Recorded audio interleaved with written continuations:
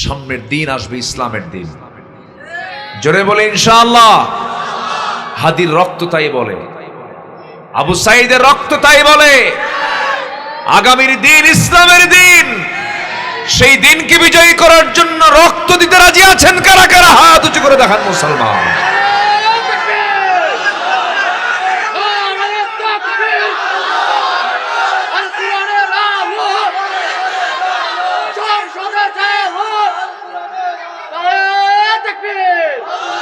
আল্লাহ কবুল করুন, জোরে বলি আমিন।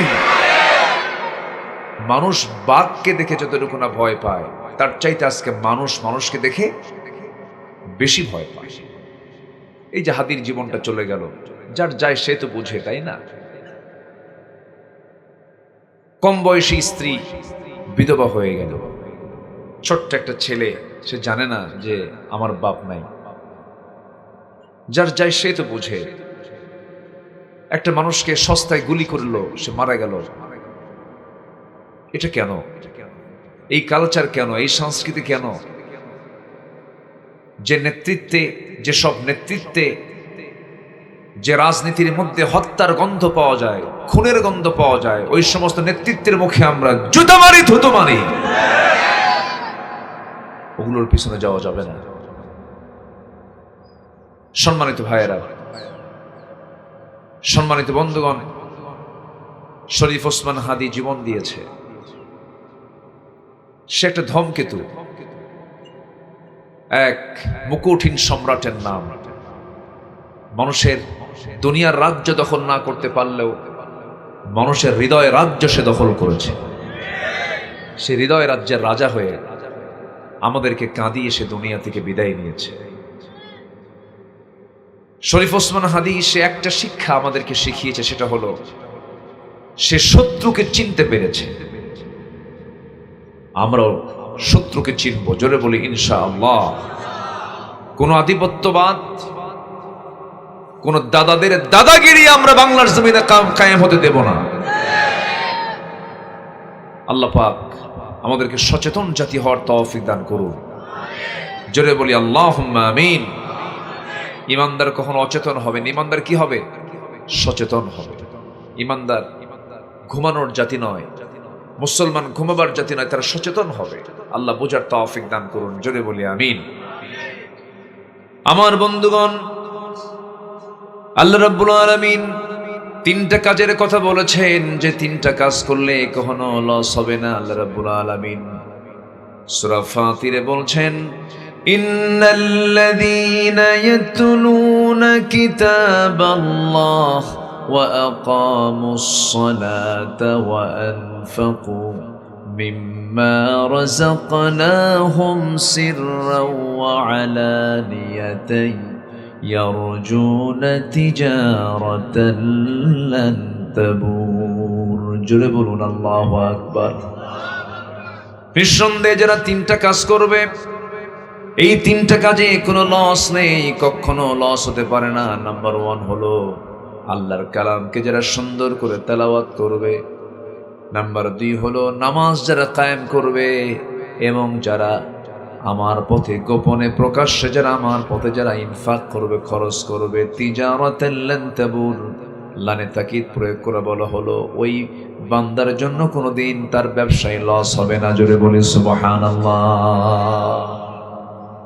এই আল্লাহর কালামকে আমাদের একটু বোঝা দরকার। এটা না বোঝাই হলো সবচাইতে বড় সমস্যা। জাতিকে যদি এই 54 বছরে ডিপার্টমেন্ট অফ এডুকেশন, শিক্ষা মন্ত্রণালয়ে যদি প্রপারলি যদি পদক্ষেপ নিয়ে পরিকল্পিতভাবে যদি জাতিকে যদি কোরআনটা গিলায় দিতে পারত, গিলায় দেওয়া বুঝলেন তো, কোরআনটাকে যদি একটু বুঝায় দিতে পারত, জাতি যদি কোরআন বুঝতো, তাহলে সন্ত্রাস নির্ভর রাজনীতি বাংলার জমিনে টিকত না। ঠিক কিনা বলেন?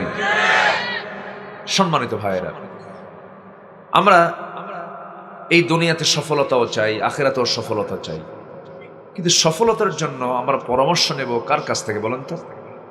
বলেন, আসল সফলতার পরামর্শ কে দিতে পারেন? বলেন বলেন, কে দিতে পারেন? আল্লাহ পারেন। সফল হওয়ার জন্য আল্লাহই একমাত্র পারেন যে কিভাবে কাজ করলে তুমি সফল হবে। আসুন না আমরা আল্লাহর কাছ থেকে কিছু পরামর্শ নিই। সফল হওয়ার জন্য যে শর্তগুলো দরকার, এই শর্তগুলো আজকে আমরা একটা একটা করে শুনে যাব। জোরে বলি ইনশাআল্লাহ, আর জোরে বলি ইনশাআল্লাহ।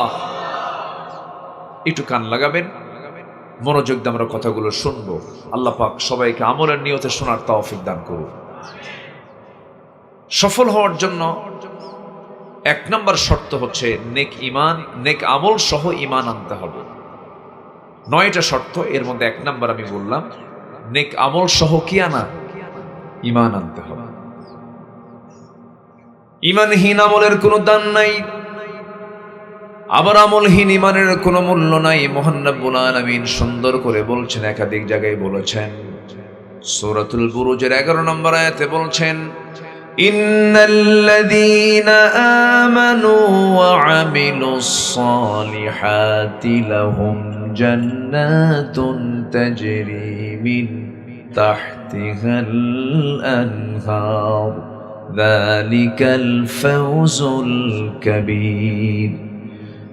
সূরা কাহফের শেষে বলছেন, ইন্নাল্লাযীনা আমানু ওয়া আমিলুস সালিহাতি কানাত লাহুম জান্নাতুল ফিরদাউসি নুজুলা খালিদিনা ফিহা লা ইয়াবগুনা আনহা হিওয়ালা।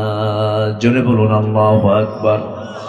আল্লাহ আরেক জায়গায় বলছেন, উলাইকা হুম খায়রুল বারিয়াহ।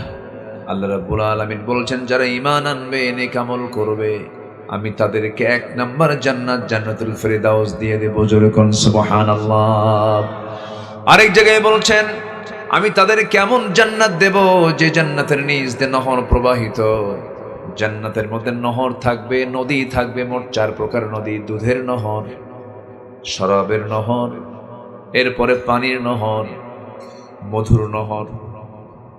এই নহরগুলো আল্লাহ পাক জান্নাতে রেখে দিয়েছেন। আল্লাহ রাব্বুল আলামিন বান্দার জন্য জান্নাত প্রস্তুত রেখে দিয়েছেন। বান্দা শুধু শর্তগুলো পূরণ করবি, মরার পর আমি তোকে জান্নাতের নিয়ামত দিয়ে দেব। জান্নাতের সুরঙ্গে তোর কবরের মধ্যে আমি সেট করে দেব। আল্লাহ বলছেন, এই 2টা কাজ যারা করবে, যালিকাল ফাওজুল কাবীর, এটাই হলো সবচাইতে বড় সফলতা। জোরে কোন সুবহানাল্লাহ। তাহলে আমরা ঈমান আনবো আমল ছাড়া না, আমল সহ। আমার দেশে নামাজি বেশি না ঈমানদার বেশি? বলেন, নামাজি বেশি না ঈমানদার বেশি? হ্যাঁ, ঈমানদার বেশি। ঈমান আছে কিন্তু নামাজ না পড়ে তো কি হয়েছে? সম্মানিত ভাইয়েরা, যেখানে আল্লাহ তাআলা ঈমানের কথা বলেছেন, সেখানে নেক আমলের কথা বলেছেন। আমলহীন ঈমানের ফলাফল 0। আমরা আমল করব। জোরে বলি ইনশাআল্লাহ, আর জোরে বলি ইনশাআল্লাহ। আমার ভাইরা, নাম্বার 2 হলো ওই সমস্ত বান্দা সফল যারা পরিশুদ্ধ জীবন যাপন করতে পেরেছে, হৃদয়টাকে পরিশুদ্ধ করতে পেরেছে। মূলত আমি একটা প্রশ্ন করব আপনাকে, বলুন তো, বাহিরের দিকটা সুন্দর দরকার না ভিতরটা সুন্দর দরকার? ভিতরটা সুন্দর দরকার। আল্লাহ রাব্বুল আলামিন বলেন, কোন বান্দা সফল? সফল হওয়ার জন্য যে কাজটা তোমাকে করতে হবে, নাম্বার 2 এসে, قد أفلح من تزكى وذكر اسم ربه فصلى بل تؤثرون الحياة الدنيا والآخرة خير وأبقى إن هذا لفي الصحف الأولى صحف إبراهيم وموسى। জোরে বলুন আল্লাহু আকবার। কোন বান্দা সফল? যার মধ্যে সূরা আলার মধ্যে আল্লাহ রাব্বুল আলামিন বলেন, কোন বান্দা সফল? যার মধ্যে মোটামুটি 3টা কাজ থাকবে। আয়াতের মধ্যে 3টা কাজের কথা বলা আছে। এর মধ্যে 1 নাম্বার হলো, যে বান্দা নিজের নফসকে শুদ্ধ করতে পেরেছে, নফসের রোগ আছে না নাই? আজ থেকে নফসের রোগ আছে না নাই? অহংকার কিসের রোগ বলেন? হিংসা কিসের রোগ বলেন? অবৈধ কামনা বাসনা কিসের রোগ বলেন? বৈধ কামনার সমস্যা নাই। নিজ স্ত্রীর দিকে আপনি তাকাবেন, প্রত্যেকটা নজরে সওয়াব পেয়ে যাবেন। স্ত্রীর সঙ্গে খুনসুটি করবেন, সওয়াব পেয়ে যাবেন। স্ত্রীকে পাশে বসে রাখবেন, সওয়াব পেয়ে যাবেন। তার দিকে যতবার তাকাবেন সওয়াব পাবেন। নিজ স্ত্রীর দিকে কামনা বাসনায় কোনো গুনাহ নাই, কিন্তু আল্লাহ বলছেন নিজের স্ত্রীর দিকে তাকাও, কিন্তু অন্য নারীর দিকে তাকাবে, ওটা অবৈধ হয়ে যাবে, অবৈধ কামনা বাসনা হয়ে যাবে। আল্লাহ রাব্বুল আলামিন বলছেন বান্দারের 1 নম্বর সফলতা হলো নফসের দাস হওয়া যাবে না, নফসকে কন্ট্রোল করতে হবে। নফস অবৈধ কিছু পেতে চায়, নফস হিংসা করতে চায়, নফস অহংকার দেখাতে চায়, নফস অবৈধ কামনা লালন করতে চায়। আল্লাহ বলছেন বান্দারে সফল যদি হতে চাও, ক্বাদ আফলাহা মান যাক্কাহা, ওই বান্দা সফল যে নফসকে শুদ্ধ করতে পেরেছে। আমার বন্ধুগণ, হিংসা মনে হয় এলাকায় নাই? হিংসা এলাকায় আছে? আছে, এলাকায় হিংসা আছে। অন্যের ভালো দেখলে ঘুম ধরে না, এরকম হয় কি না?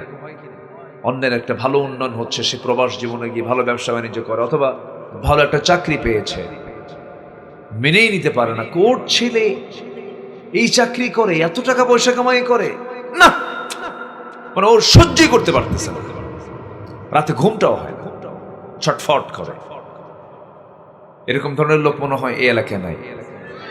আসতে কবেন না, আছে না নাই? এমন জাতীয় চিন্তা যারা লালন করেন, এটা হলো হিংসা। হিংসা মানুষকে শেষ করে ফেলে। হিংসার আগুনে হিংসক নিজেই পড়ে সারখার হয়ে যায়। ক্বালা ইয়াকুম ফিল হাসাদ ফাইনাল হাসাদা ইয়াকুলুল হাসানাত কামা তাকুলুন নারুল হাতাব। হিংসা থেকে নিজেকে বাঁচিয়ে রাখো, কাঠখণ্ডকে যেমন আগুন জ্বালিয়ে ভস্ম করে দেয়, হিংসা মানুষের নেক আমলগুলোকে খেয়ে শেষ করে দেয়। হিংসায় সব শেষ হয়ে যাবে। যত বরকতময় রাতগুলো আছে, যে সমস্ত রাতগুলো আল্লাহ রাব্বুল আলামিন বান্দার দোয়া কবুল করে নেন, যেমন কদরের রাত আছে, রমজান মাস আছে, শেষ রাত আছে, এই সময় এই মুহূর্তগুলো বান্দা যা চাই তাই আল্লাহ রাব্বুল আলামিন কবুল করেন। কিন্তু শর্ত হলো ওই লোকের মধ্যে যদি হিংসা না থাকে, যদি শিরিক না থাকে, শুধু মুশরিক ছাড়া, হিংসুক ছাড়া আল্লাহ রাব্বুল আলামিন ওই বান্দাগুলোকে মাফ করে দেন। তাহলে সবচেয়ে বড় গুনাহ এখান থেকে আমরা বের করে আনলাম। নফসের বড় রোগ হলো হিংসা করবো না। রাজি আছেন? প্রায় সে একটা কথা বলি, আমি একটা উদাহরণ দিই। এক বেচারি বিয়ে করতে যাবে। আগের যুগের মানুষ তো বিয়ে করতে যেত ঘোড়ায় চড়ে, গরুর গাড়িতে করে, পালকিতে চড়ে বিয়ে করেছে। আগে এরকম ছিল না। যারা বয়স্ক মুরব্বী তাদেরকে বলবেন, দাদা তুমি বিয়ে করছো কেমনে? বলবে যে গরুর গাড়িতে গেছিলাম, অথবা নৌকে চড়ে গেছে, অথবা এরকম ঘোড়ার গাড়িতে চড়ে গেছে। এক যুবক বিয়ে করবে, গ্রামের এক মুরব্বীর ঘোড়া আছে। জাস্ট এক্সাম্পল আমি বলছি, উদাহরণস্বরূপ বলছি। তো এই ঘোড়াওয়ালা মুরব্বীর কাছে কি বলতেছে, চাচা আমার অমুক দিন বিয়ে, আমার ঘোড়াটা লাগতো, আপনি কি দয়া করে ঘোড়াটা দিবেন? মুরব্বীর রাগ ছিল 100 ডিগ্রি। বুড়ো মানুষের রাগ তো এমনি একটু বেশি থাকে, থাকে না এরকম? বুড়োদের রাগ কম থাকে না বেশি থাকে? তার একটু বেশি কথা বলে, রেগে যায়, খেপে যায়। এই জন্য আল্লাহ পাক বলছেন, ফালা তাকুল্লাহুমা উফ ওয়ালা তানহারহুমা ওয়া কুল লাহুমা কাওলান কারীমা। তো একটু খেপে গিয়ে, রেগে গিয়ে বলতেছে, সবাই রে ঘোড়া দিল, তোরে ঘোড়া দেব না, যা। যুবকটা মন খারাপ করে বাড়িতে চলে আসছে। বাড়িতে আসার পর শবে কদর আসছে কয়েকদিন পর। শবে কদরের রাত্রিতে গেছে মসজিদে নামাজ পড়তে, তারাবি, বেতের নামাজ, তাহাজ্জুদ নামাজ পড়া শেষ রাত্রে দুহাত তুলে আল্লাহর দরবারে দোয়া করতেছে, আল্লাহ আজকে রাত্রিতে আমার জন্য কোনো দোয়া নাই, আমাকে কিচ্ছু দেওয়া লাগবে না আল্লাহ, আমি তোমার কাছে কিচ্ছু চাই না, আমি শুধু তোমার কাছে একটা দোয়া কামনা করে, সেটা হলো বুড়ার যেন ঘোড়া মরে, বুড়ার যেন ঘোড়া মরে। এই দোয়া করে মসজিদ থেকে বের হয়ে বাড়িতে এসেই দেখে মার চোখে পানি। মা তুমি কান্দো কেন? মা বলে, বাবা তোর গরু মরছে। কি আমার কথা কি বুঝতেছেন আপনারা? কি মরছে?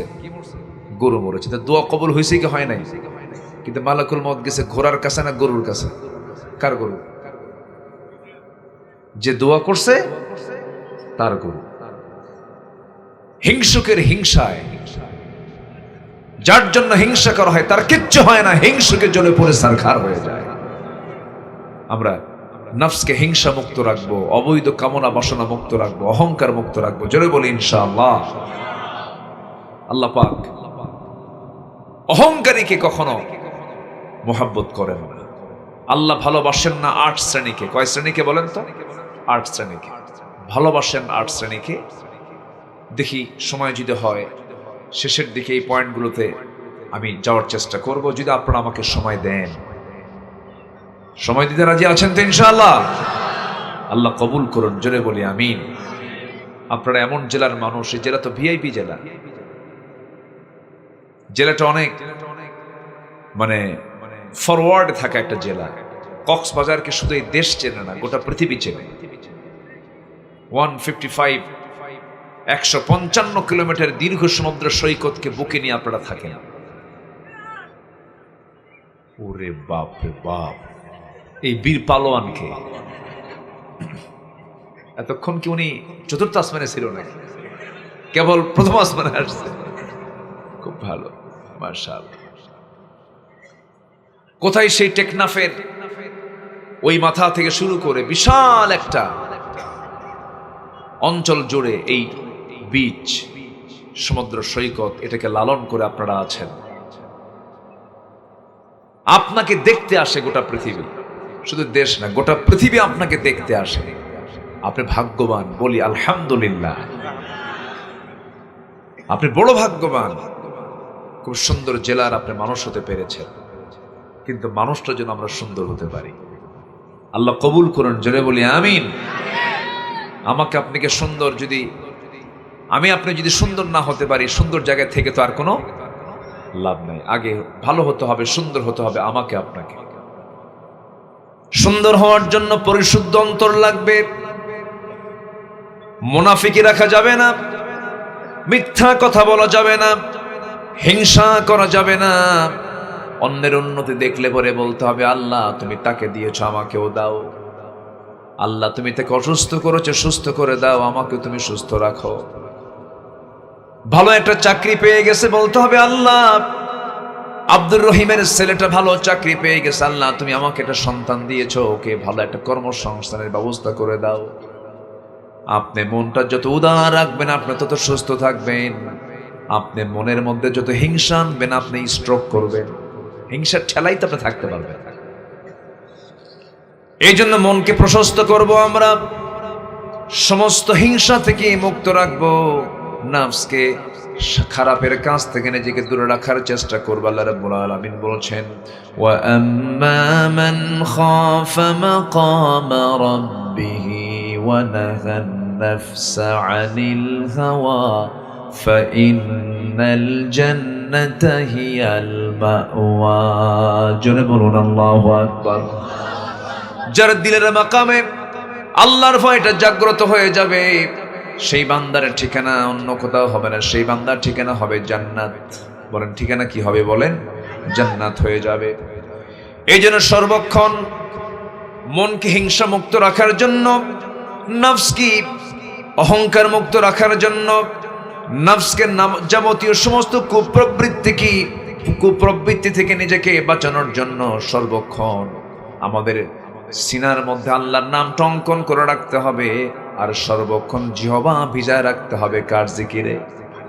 আসতে বলবেন না, কার জিকিরে? আল্লাহর জিকিরে। আল্লাহ রাব্বুল আলামিন বলেন, আলা বিযিকরিল্লাহি তাতমাইন্নুল কুলুব। জোরে বলুন আল্লাহু আকবার। হৃদয়ের প্রশান্তি যদি পেতে চাও, হৃদয়ের প্রশান্তির জন্য অন্য কোথাও না, হৃদয়ের প্রশান্তি আসবে হলো একমাত্র আল্লাহর স্মরণেই মানুষের অন্তরটা প্রশান্ত হয়ে যায়। পৃথিবীর কোনো কাজে রাকাত তার নামাজটা শেষ হয় নাই। সাইয়েদনা ওমর ফারুক রাদিয়াল্লাহু তাআলা আনহু যে তাকে হত্যা করার জন্য চাকু মেরেছিল, তার নাম হলো আবু লুলু মাজুসি। আবু লুলু মাজুস আল মাজুসি মুগিরার দাস ছিল। সে একজন অগ্নি উপাসক ছিল। যখন তাকে মেরে যখন রক্তাক্ত করে যখন জমিনে ফেলে দিল, নামাজটা শেষ করতে পারেন নাই, সেন্সলেস হয়ে পড়েছেন। কিছুক্ষণ পর তার সেন্স চলে আসলো, রক্তক্ষরণ বন্ধ হচ্ছে না। যখন তার সেন্স ফিরে আসলো, সেই সময় তার সন্তানকে ডাক দিচ্ছে, আব্দুল্লাহ এই দিকে আসো। যখন বলছেন এই দিকে আসো, তিনি চলে গেলেন। তিনি বলছেন, আব্দুল্লাহ আমার জন্য কিছু পানি আনো। আব্বা আপনি একটু দেরি করুন, পানি আনতেছি। উনি ভেবেছেন আমার বাবার প্রচন্ড তৃষ্ণা পাচ্ছে, তৃষ্ণার জন্য পানি চাচ্ছেন। পানি আনা হলো। এবার বলছে, আব্দুল্লাহ আমার তো ফজরের নামাজটা এখনো হয় নাই। কার জিকির বলেন? আসতে কবেন না, কার জিকির বলেন? আল্লাহর জিকির। আমার তো নামাজ হয় না, উজুর পানি দাও, আমি উজু বানাবো। উজু বানালেন, ওই কষ্ট করে নামাজে দাঁড়ায় গেলেন, নামাজটা পড়লেন। নামাজটা পড়ার পরে চিকিৎসক চলে আসলো, হাকিম চলে আসলো, ডাক্তার চলে আসলো। ডাক্তার আসার পর তাকে শুয়ে রাখা হয়েছে, রক্তাক্ত অবস্থা তার।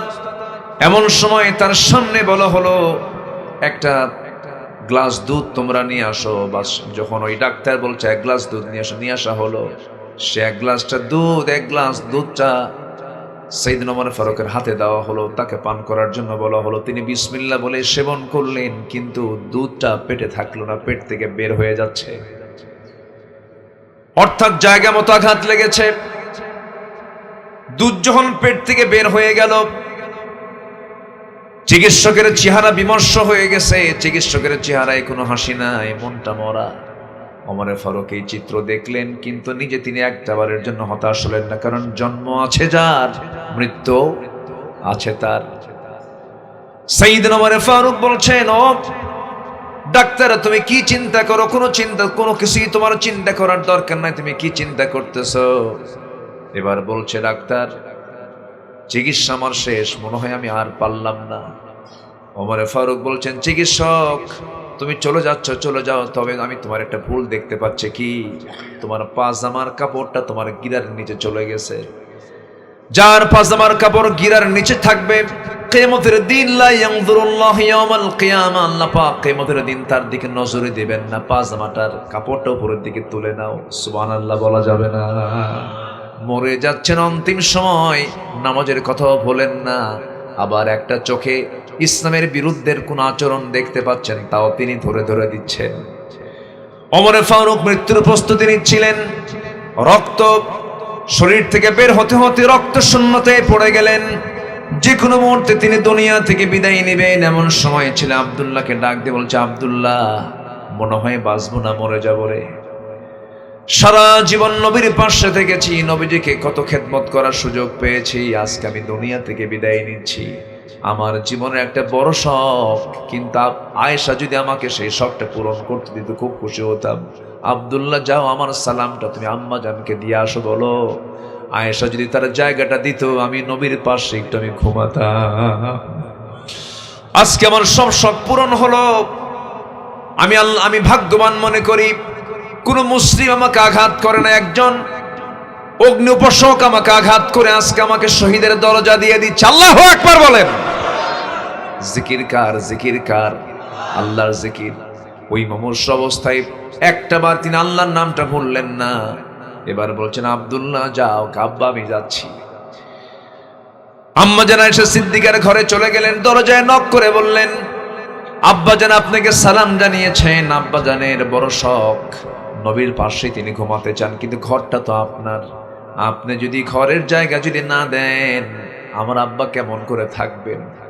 আম্মা জান আয়েশা সিদ্দিকা কাঁদতে কাঁদতে বেকরার হয়ে গেছে, চোখে পানি টলমল করছে, বারবার কেঁদে কেঁদে বলছেন, আহারে ইসলামের এত বড় মহান একজন শাসক, ইসলামের এত বড় একজন খাদেম, আমার নবীজি যাকে খুব ভালোবাসতেন, নবুয়তের যদি সিলসিলা জারি থাকতো, আমার নবীর পর ওমরে ফারুক লেখা না ওমর নবী হয়ে যেতেন।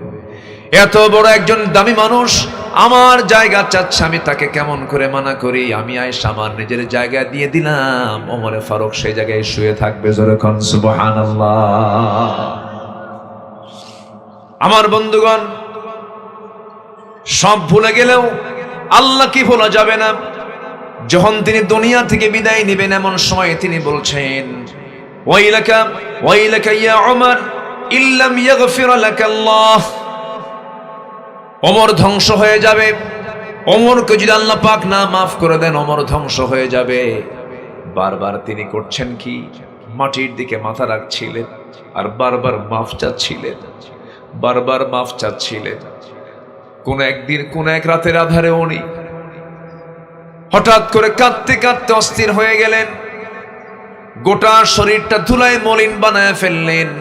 আর বলছে, ওমর তুমি শাসক নও, তুমি হলে একজন খাদেম, তোমার মধ্যে অহংকার চলে এসেছে। এমন করে করে সারা জীবন তিনি ইমানের ট্রিটমেন্ট করেছেন, আর একটা সেকেন্ডের জন্য যার নাম বলেন নাই তার নাম কি? তিনি কে? তিনি কে? আল্লাহর জিকির কখনো বাদ দেওয়া যাবে না, আল্লাহর স্মরণ কখনো বাদ দেওয়া যাবে না। সবসময় আমার স্মরণ থাকতে হবে, আমাকে দেখছেন কে বলেন? আল্লাহ দেখছেন। আজান হলে আমরা কোন দিকে যাব বলেন? মসজিদের দিকে চলে যাব। আমার বন্ধুগণ, একটু কানটা খাড়া করে মনোযোগ দিয়ে শুনুন। সফল হওয়ার জন্য 9টা শর্তের কথা বলেছিলাম। নাম্বার 1 হলো, আমরা শুনেছিলাম, 1 নম্বর হলো নেক আমল সহ ঈমান আনা। নাম্বার 2 হলো নফসের শুদ্ধতা নিয়ে আসা, নফসকে ভেজাল মুক্ত রাখা, নফসকে সুন্দর করে পরিশুদ্ধ রাখা হিংসা থেকে, তার পরশ্রীকাতরতা থেকে, অবৈধ লোভ থেকে, কামনা বাসনা থেকে। নিজের বউয়ের দিকে তাকায় না, অন্যের বউয়ের দিকে তাকায় বসে থাকে। আসে না নাই? আসে না নাই? আসে না নাই? বিয়ে শাদী করতে চায় না, আকাম কুকাম করে বেড়ায়। যুবকরা, নোংরামি গুলো বাদ দিতে হবে। কোনো নোংরামি রাখা যাবে না। নোংরামি যদি রাখো সব তোমার শেষ হয়ে যাবে। নোংরামি গুলো যদি রাখো তোমার সব শেষ হয়ে যাবে, সব ধ্বংস হয়ে যাবে। পর্নোগ্রাফি তোমাকে ধ্বংসের দিকে ঠেলে দেবে। অবৈধ খারাপ দৃশ্য যখন তুমি তোমার চক্ষু দেখবে, তোমার ব্রেনের সেলটা নষ্ট হয়ে যাবে। ভালো মন্দ যাচাই করার ক্ষমতা তোমার শেষ হয়ে যাবে। প্রাপ্তবয়স্ক হয়ে গেছো, বিয়ের প্রয়োজন, বিয়েটা করে নিবা। রিজিকের দায়িত্ব কার? আসতে বলবেন না, কার? আল্লাহ। চরিত্র কখনো নষ্ট করা যাবে না, চরিত্রকে ফার্স্ট ক্লাস রাখতে হবে। আল্লাহ রাব্বুল আলামিন চরিত্র সুন্দর রাখার জন্য সূরা ইউসুফ দিয়েছেন, ঈমানকে ফ্রেশ রাখার জন্য সূরা ইব্রাহিম দিয়েছেন। কে দিয়েছেন? কে দিয়েছেন এগুলো? ঈমানকে মজবুত রাখো, সূরা ইব্রাহিম পড়ো। চরিত্রকে সুন্দর করো, সূরা ইউসুফ পড়ো। জাহান্নামকে ভয় করো, পরকালকে, হাসরকে যদি তুমি কাছে দেখতে চাও, এই ভয়টা যদি আনতে চাও, সূরা নাবা পড়ো, সূরা নাজিয়াত পড়ো, সূরা তাকবীর পড়ো। আমার নবী যখন সূরা তাকবীর পড়তেন, ইনফিতার পড়তেন, চোখের কোনা বেয়ে বেয়ে টপ টপ করে পানি পড়তো। আমার নবী যে নামাজে দাঁড়ায় প্রায় প্রায় সূরাগুলো পড়তেন। যারা পারেন সুন্দর করে ঠোঁট মিলিয়ে বলুন, ইদাস সামাউন ফাতারাত ওয়া ইদাল কাওয়াকিবুন তাসারাত, ইদাশ শামসু কুবিরাত ওয়া ইদান নুজুমুন কাদারাত, ইদা যুলজিলাতিল আরদু জিলজালাহা ওয়া আখরাজাতিল আরদু আথকালাহা। জোরে বলুন আল্লাহু আকবার। জমিন প্রকম্পিত হবে, সূর্য সংকুচিত হয়ে যাবে, তারকাগুলো সিটকে সিটকে পড়বে, পাহাড়গুলো তুলার মতো উঠতে থাকবে। সেই কিয়ামত সবার সামনে আছে না নাই? আসতে বলবেন না, আছে না নাই? এই জন্য আল্লাহ তাআলা সেই হাসরের ময়দানে বলছেন, ও বান্দা, যেদিন কোনো ছায়া থাকবে না আমি আল্লাহ আমার আরশ আজিমের ছায়া ছাড়া, সেই দিন আমি একটা শ্রেণীকে আমার আরশ আজিমের ছায়া জায়গা দেব, যে যুবকটা আমার ভয়ে জিনার কাজে যায় না। সুন্দরী নারী তাকে প্রেমের প্রস্তাব দিলে, এরপর সে বলল, ইন্নী আখাফুল্লাহ, আমি আল্লাহকে ভয় করি। আমি আল্লাহ রাব্বুল আলামিন তাকে আরশ আজিমের ছায়া জায়গা দিয়ে দেব। জোরে কোন সুবহানাল্লাহ। ছোট্ট একটা ইতিহাস মনে পড়লো বলি। খলিফা ওমরের সময়ের এই ঘটনাটা। এক যুবক ছিল, তার অন্তর ছিল আল্লাহর ভয়ে ভরা, ইবাদত ছিল অবিচল, সারাদিন মসজিদে থাকতো, কিন্তু ঈশার নামাজের পর চলে যেত তার বৃদ্ধ পিতার সেবা করতে। প্রত্যেকটা রাত সে এরকম করে বাবার সেবা করতে যেত। কিন্তু পথে একটা বাড়ি ছিল, সেই বাড়িতে একটা যুবতীর ঘর ছিল। সেই যুবতী এই আল্লাহভীরু যুবকটাকে টার্গেট করে ফেলে। আমার বন্ধুগণ, আল্লাহ রাসূল বলেছেন, ওয়াত্তাকুল্লাহ ওয়াত্তাকুন নিসা ফাইন্না আউওয়ালা ফিতনাতা বনি ইসরাঈল কানাত ফিন নিসা। তোমরা আল্লাহকে ভয় করো, নারীকে ভয় করো, কারণ বনি ইসরাঈলদের ধ্বংস হওয়ার 1 নাম্বার কারণ হলো নারী ফিতনা। আজকের দুনিয়াতে নারী ফিতনা আছে না নাই? নারীদের গায়ে কোনো কাপড় চোপড় আছে নাকি?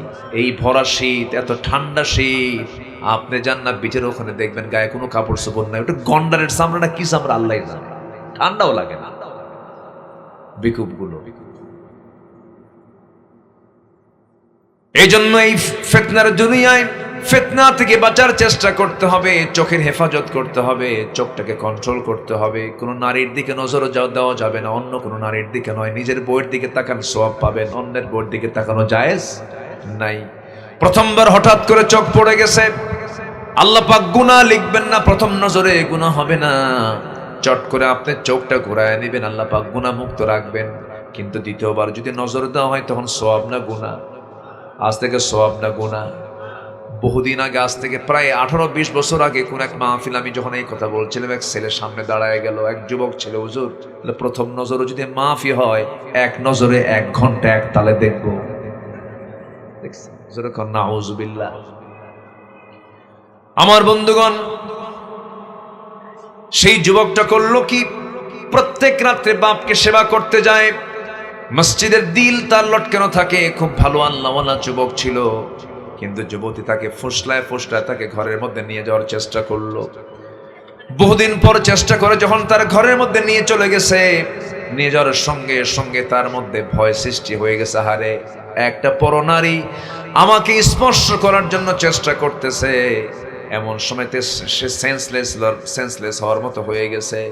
ইন্নাল্লাযীনা তাকাউ ইযা মাসসাহুম তাইফুম মিনাশ শাইতান তাযাক্কারু ফাইযা হুম মুবসিরুন। জোরে বলুন আল্লাহু আকবার।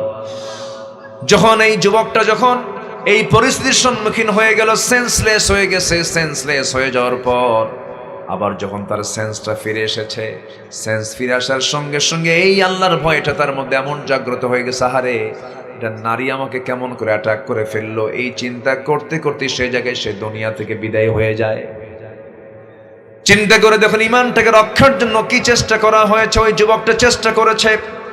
আমার প্রিয় নবীর সাহাবী ওমর ফারুকের কানে যখন সংবাদ চলে গেছে, তিনি নিজেই তার জানাজা পড়ার জন্য চলে আসছেন। এসে যখন শুনলেন বিস্তারিত এই কথাগুলো শুনলেন, সঙ্গে সঙ্গে তিনি সবার সামনে লক্ষ্য করে বলছেন, ওয়া আম্মা মান খাফা মাকামা রাব্বিহি জান্নাতান ফাবিআইয়ি আলাই রাব্বিকুমা তুকাযযিবান। যে ব্যক্তির দিলের মধ্যে আল্লাহর ভয়টা ইস্তেকামাত হয়ে যাবে, তার জন্য একটা জান্নাত না, দুইটা জান্নাত। দুইটা জান্নাত, এখানে জান্নাতানের কথা আসছে, দুইটা জান্নাত হবে। আল্লাহ পাক আমাদেরকে আল্লাহর ভয়টা জাগ্রত করার তৌফিক দান করুন। জোরে বলি আল্লাহুম্মা আমিন, আরো জোরে আল্লাহুম্মা আমিন। আমার ভাইয়েরা, তাহলে সফল হওয়ার জন্য 9টা শর্ত। কয়টা শর্ত বলেন? 9টা শর্তের 2 নাম্বার চলতেছে, আরো আছে 7টা। নুরু, ওয়াজ কি শেষ না শুরু? হ্যাঁ, ওয়াজ কি শেষ না শুরু? আমাকে সময় দিচ্ছেন তো ইনশাআল্লাহ? আল্লাহ কবুল করুন। এখন তার ওয়াজে কোনো সমস্যা নাই, হাসিনাই তো দেশে নাই, সমস্যা হবে কি? সমস্যা যে একটাই ছিল, সমস্যা ও দিল্লি গিয়ে বসে আছে। ঠিক আছে কিনা? ঠিক আছে কিনা? ও যেহেতু নাই, ওদিকে আর যায় লাভ কি? থাক, ও যা করে করু। আমরা আমাদের আলোচনায় আসি, আমরা নামাজ পড়া ধরি, আমরা একটু আল্লাহকে স্মরণ করি। রাজি আছেন তো ইনশাআল্লাহ? সুদের কারবার হয় এলাকায়, বিসমিল্লাহ কয় খাবেন, সমস্যা নেই। সুদের কারবার করা যাবে? সুদ খাওয়া কি আরাম? আরো জোরে কোন, সুদ খাওয়া কি? সুদের ধারে পাশে আমরা যাব না। জোরে বলি ইনশাআল্লাহ। সফল হওয়ার জন্য আমাকে আপনাকে 9টা শর্ত পূরণ করতে হবে। নাম্বার 1, নেক আমল সহ ঈমান। নাম্বার 2, পরিশুদ্ধ অন্তর হতে হবে। পরিশুদ্ধ কি হতে হবে? অন্তর। অন্তরটা যদি আপনার ফ্রেশ থাকে তাহলে আপনি জান্নাত পাবেন। জোরে বলি সুবহানাল্লাহ। মনটাকে আমরা, হৃদয়টাকে আমরা ফ্রেশ করব। নাম্বার 3 হলো, যারা সত্যবাদী হবে তারা সফল হবে।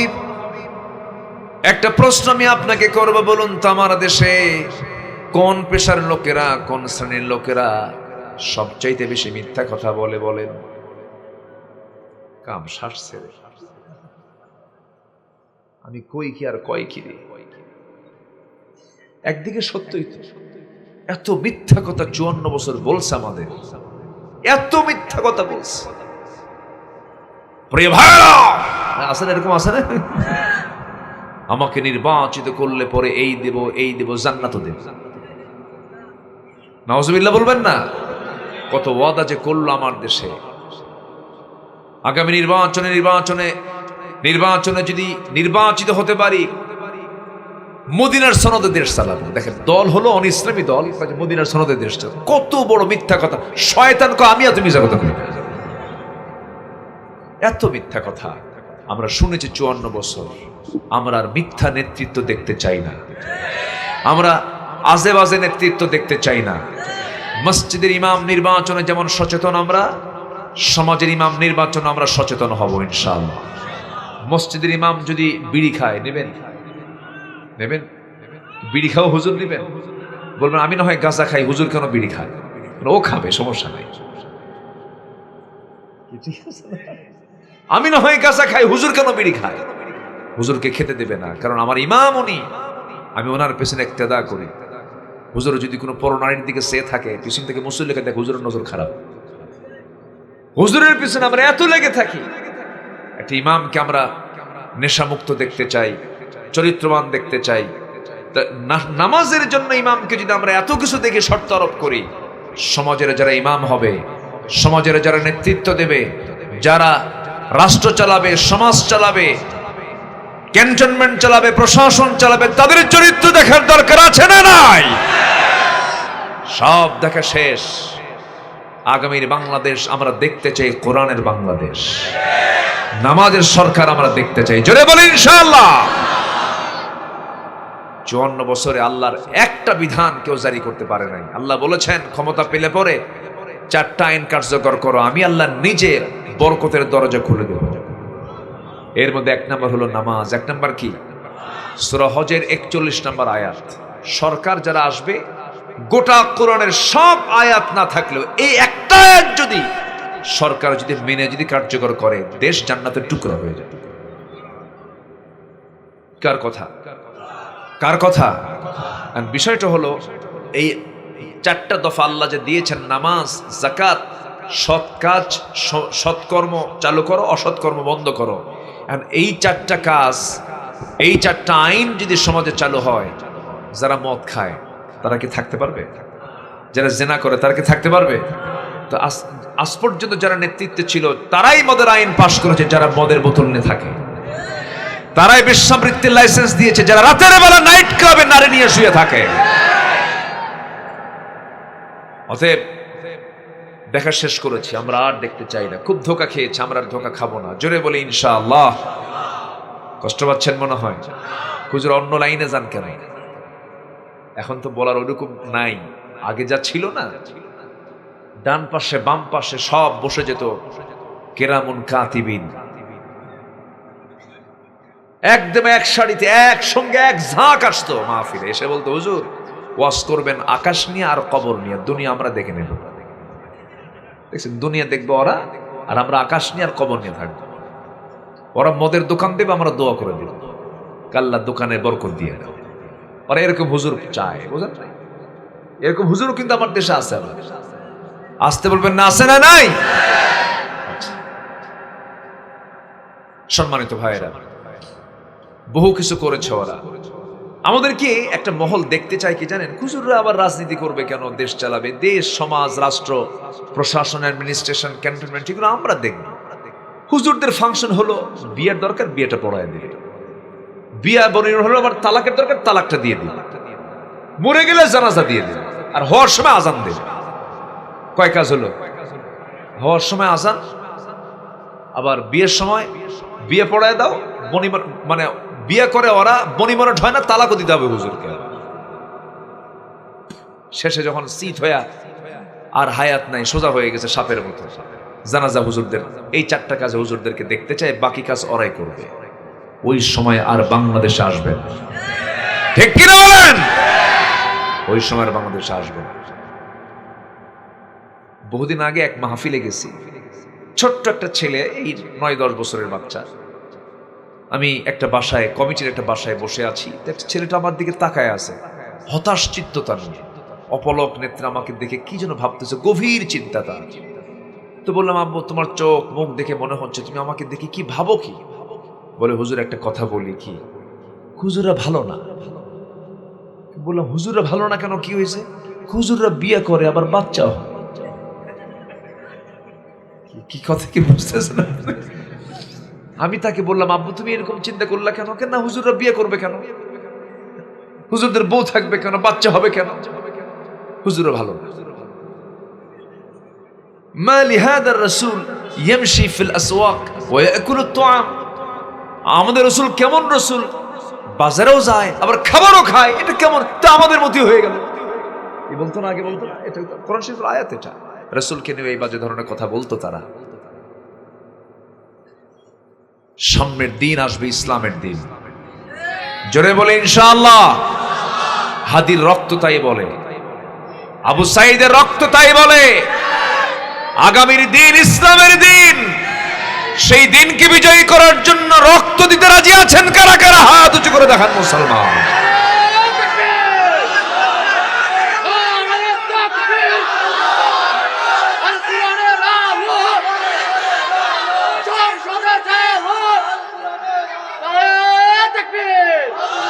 আল্লাহ কবুল করুন, জোরে বলি আমিন। খুব সুন্দর। সবচেয়ে ওয়াজ বেশি শুনে কারা বলেন তো? মাইকওয়ালা। জি বসেন। কেউ না থাকলে মাইকওয়ালা থাকবেই তো, কারণ মাইক যা আছে। বহুদিন আগে ছোটবেলায় এক ওয়াজ শুনতেছে, এক বক্তা ওয়াজ করতেছে, যে ওয়াজ চোখ বন্ধ করে করে, চোখ বন্ধ করে করতে করতে চোখ খুলে দেখে কেউ নাই। দেখে যে সামনে একজন বসে আছে। কি ব্যাপার, সবাই গেল, তুমি থাকলা কেন? হুজুর আমিও যেতাম, আমি তো মাইকওয়ালা। তো আমার মাইকওয়ালা ভাই একটু আমি জোরে কথা বললেই মানে বন্ধ হয়ে যাওয়ার মতো হয়। এমনি মাইক ভালো, মাইক ভালো, মাইক খারাপ না, মাইক অনেক সুন্দর। আল্লাহ তুমি তার মাইকে বরকত দিয়ে দাও, পরিবারও বরকত দিয়ে দাও। মেয়ে না থাকলে মেয়ে দাও, ছেলে না থাকলে ছেলে দাও। কি মেয়ে ছেলে কয়টা? এই কোন আপনার ওয়াজি করি আজকে। বাচ্চা কাচ্চা নাই? কয়টা? দুইটা। পোয়া? মরদ পোয়া? হ্যাঁ, মাইয়া পোয়া। হ্যাঁ, মাশাআল্লাহ। আপনাদের ভাষাগুলো একটু শেখার চেষ্টা করতেছি। মুড়িকে বলে অরম, অরম না? হ্যাঁ, ওরম, ওরম। হ্যাঁ, তারপরে ওই গাছ যেন ছাগল না খেতে পারে এই জন্য বেড়া দেয়, টিয়ারা। টিয়ারা ঠিক আছে না? আর কি আছে সেখান? কত ভাষা আছে, আলহামদুলিল্লাহ। মনে থাকে না তো? আপনাদের ভাষা দারুণ কঠিন ভাষা, একটা ভিন্ন ভিন্ন ভাষা। আলহামদুলিল্লাহ বলেন, আলহামদুলিল্লাহ। এটা কে দিয়েছেন? কে দিয়েছেন? বলে নিয়ামত কার? আল্লাহর দেওয়া। নিজেরা যখন গল্প করেন তখন মনে হয় গন্ডগোল লাগছে, আমি বুঝি না তো। তবে এখন বুঝি, তবে গালি যেটা সেটা বেশি বুঝি। খুব সুন্দর আপনারা। তাহলে আমরা সব সময়ের জন্য হাসা কথা কব না মিছা কথা কব? হাসা না মিছা?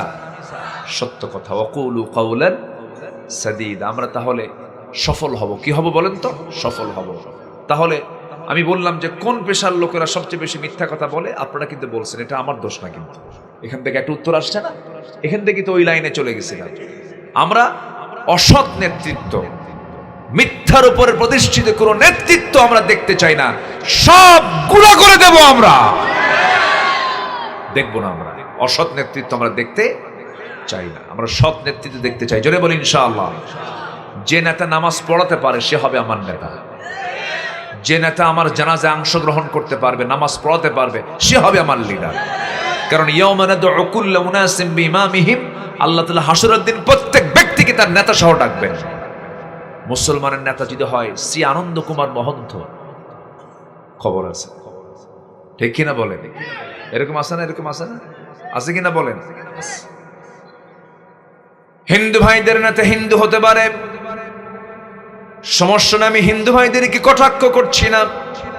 হিন্দু আল্লাহর বান্দা, কিন্তু সে তো মুশরিক, তার ধর্মটা আলাদা, আমার ধর্ম আলাদা। কিন্তু মিক্স করা যাবে না। দেখবেন সামান্য ভোটের আশায় ইমানটা বিক্রি করে দেয়।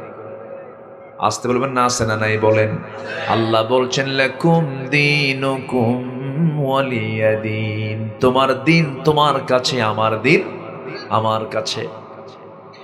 সত্যবাদী আমরা হব, মিথ্যার ধারে বাসা যাব না। যে ব্যবসা করতে গেলে মিথ্যা কথা বলতে হয় সেই ব্যবসার দরকার নাই। যে কাজ করতে গেলে মিথ্যার আশ্রয় নিতে হয় সেই কাজের কাছে আমরা যাব না কখনো। কারণ আল্লাহ বলছেন তুমি কি বলবে, ওয়াত্তাকুল্লাহা ওয়া কুলু কাওলান সাদীদা। নাম্বার 4 হলো মুত্তাকি আমরা হয়ে যাব, তাকওয়া অর্জন করব আমরা। কাউকে ভয় পাবো না, একমাত্র ভয় পাওয়ার জায়গাকে। আসতে বলবেন না কে? মাইয়ুতিইল্লাহা ওয়া রাসূলাহু ওয়া ইয়াত্তাকিহি ফাউলাইকা হুমুল ফাইজুন। মাইয়ুতিইল্লাহা ওয়া রাসূলাহু ওয়া ইয়াখশাল্লাহা ওয়া ইয়াত্তাকিহি ফাউলাইকা হুমুল ফাইজুন। নাম্বার 5 হলো যারা ধৈর্যশীল হবে। আল্লাহ পাক বলছেন তারা হবে সফল। ধৈর্য আছে যার, সফলতা আছে তার। ধৈর্য নাই যার, সফলতা নাই তার। সব নবীকে আল্লাহ পাক ধৈর্যশীল করে দুনিয়াতে পাঠিয়েছেন। সবাই ছিলেন ধৈর্যের, এক একজন পিরামিড ছিলেন।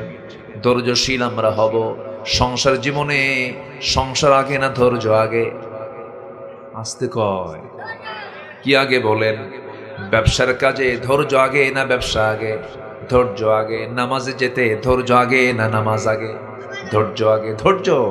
ওয়াস্তাঈনু বিস-সাবরি ওয়াস-সালাহ। আমার বন্ধুগণ, সব কাজে ধৈর্য আগে লাগবে। ধৈর্য ছাড়া কিছুই টিকতে পারবেন না, কিছুই টিকাতে পারবেন না। এই যে বসে আছেন, বসে থাকা আগে দরকার না ধৈর্য আগে দরকার? ধৈর্যটা আগে দরকার না? ধৈর্য থাকলে আপনি বসে থাকতে পারবেন না। নামাজে দাঁড়ায় গেছেন, ইমাম যদি নামাজটাকে কন্টিনিউ লম্বা করে ফেলতেছে, 10 মিনিটের নামাজটা হঠাৎ করে লম্বা সুরার কারণে 20 মিনিট হয়ে যাচ্ছে, এখানে কি দরকার বলেন? ধৈর্য দরকার না? ইমাম সাহেব পড়ছে, মজাই তো পাচ্ছি আমি, তৃপ্তি তো পাচ্ছি আমি, কিন্তু কখনো বিরক্ত হওয়া যাবে না। ধৈর্যহীনদের সঙ্গে আল্লাহর কোনো সম্পর্ক নয়। আমরা ধৈর্যশীল হব। আমার বন্ধুগণ, ধৈর্য আছে যার, সফলতা আছে তার। আমার বন্ধুগণ, যে কোনো কাজ করতে গেলে, ব্যবসা করতে গেছেন, ধৈর্য আগে লাগবে। আপনি লুঙ্গির দোকানদার, লুঙ্গি বিক্রি করছেন, একটা লুঙ্গি দেখে কি একটা লুঙ্গি কেউ কিনবে নাকি? আপনি সি বিচের সামনে, সমুদ্র সৈকতের সামনে আপনি রেখে দিয়েছেন জুতা, এক জুতা দেখেই কি এক জোড়া জুতা কিনবে নাকি? 10টা জুতা দেখবে, 10টা জোড়া দেখবে, এর মধ্যে এক জোড়া আপনার নেবে। আমার বন্ধুগণ, আপনি সমুদ্রের বীজ থেকে কি জানো, কিসের যেন মালা বানায়, ঝিনুকের মালা, শামুকের মালা বানায়, শামুকের মালা। আপনি একসঙ্গে শুধু একটা নিয়ে যদি বিক্রি করতে দেন, কেউ কি কিনবে নাকি? কিনবে না। তোমার তো একটা কালেকশন থেকে আর কি কি আছে, অনেকগুলো তো সময় ধরে দেখবে, এটা দেখবে, ওটা দেখবে, দেখার পর কিনতেও পারে, নাও কিনতে পারে। কিন্তু আপনি এই জায়গায় রাগ করলে পরে আপনি হেরে যাবেন। লুঙ্গির দোকানে লুঙ্গি কিনতে গেছে, 10টা লুঙ্গি দেখার পর সর্বশেষ বলতেছে, ভাই লুঙ্গি একটা ভালো না, লুঙ্গি একটাও না, কিনে চলে যাচ্ছে। ওই সময় আপনি রাগ করবেন, আপনার দোকানদারি হবে না। সেই সময় আপনার হাসি আসতেছে না, হয়তো ভিতরে রাগ উঠতেছে, তুই কিনলি না রে। কিন্তু সে যখন চলে যেতে নেবে, আপনি একটা ভেসকি মার হাসি মার, কি কথা কি বুঝতেছেন? এটা হাসি মারলেন, কিন্তু ভিতরে রাগ, ভিতরে কি? এই যে আপনি হাসিটা দিলেন, যে ব্যবসার কৌশল, আপনি ধৈর্য ধরে তাকে বিদায় দিয়ে দিলেন। আর আপনি যদি বলেন 10টা লুঙ্গি দেখালাম, তুই কিনবি না কেন, বাইন্দা থুই তোর কিনা, ব্যবসা হবে? ব্যবসা হবে না। আল্লাহ রাব্বুল আলামিন এই জন্য বলছেন, ধৈর্যশীল হও। ধৈর্যশীলের সঙ্গে আমি আল্লাহ রাব্বুল আলামিন আছি, তুমি সফল হয়ে যাবে, আমি তোমাকে সফলতা দিয়ে দেব।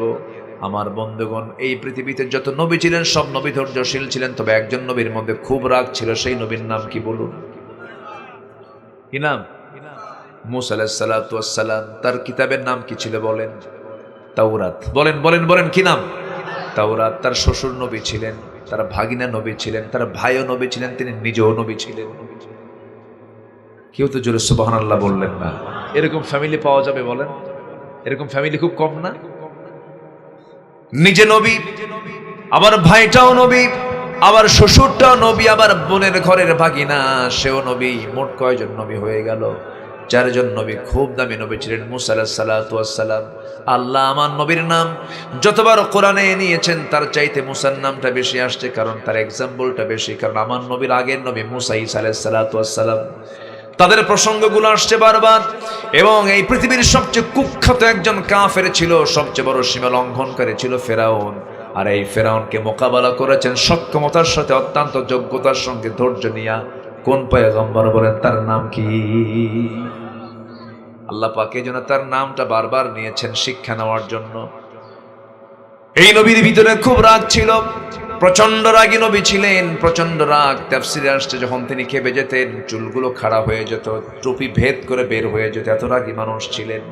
কিছু হলেই তার হাতটা আগে চলতো, এরকম কিছু লোক থাকে না, কিছু হলেই তার হাতটা আগে চলতো। একদিন তার সামনে এক ইয়াং টকবকে যুবক বারবার ভুল করার পরও স্বীকার করে না, ভুল করেছো না, ভুল করে না, ভুল করেছো, ভুল বারবার অস্বীকার করছে। চট করে করছেন কি, হাত চাগায় দিয়ে মারছেন একটা থাপ্পড় শাসন করার নিয়তে।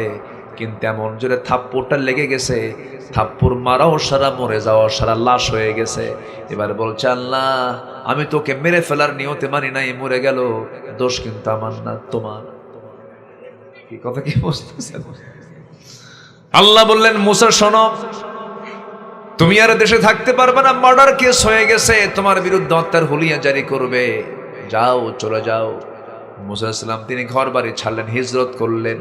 নবীরা কেউ আরামে থাকতে পারেন না এই দুনিয়াতে, হিজরতের নিয়তে বের হয়ে গেলেন। যেদিকে চোখ চলে যায় সেই দিকে চলে গেলেন। প্রচন্ড ক্ষুধা, খুব রাগী মানুষ, ক্ষুধার যন্ত্রণায় ছটফট করছেন, এইদিকে তৃষ্ণা। একটা ঠান্ডা কূপের পাশে গিয়ে দাঁড়ালেন। কূপের উপর একটা ঢাকনা আছে, অনেক ভারী লোহার ঢাকনা, টান দিতে 7 থেকে 8 জন মানুষ লাগে।